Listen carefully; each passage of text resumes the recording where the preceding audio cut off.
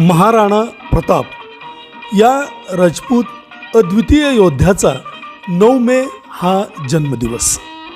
हल्दीघाटची लढाई प्रसिद्ध आहे, ज्यामध्ये राणा प्रताप यांनी आणि त्यांच्या सैन्याने अकबराच्या प्रचंड अशा सैन्याला जोरदार प्रतिकार केला आणि मागं सरकायला भाग पाडलं.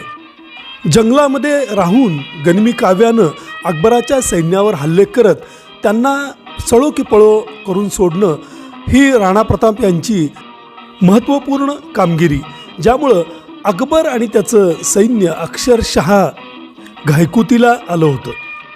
अकबराने महाराणा प्रताप यांनी आपल्या अंकित व्हावं म्हणून अनेक वेळा प्रयत्न केले.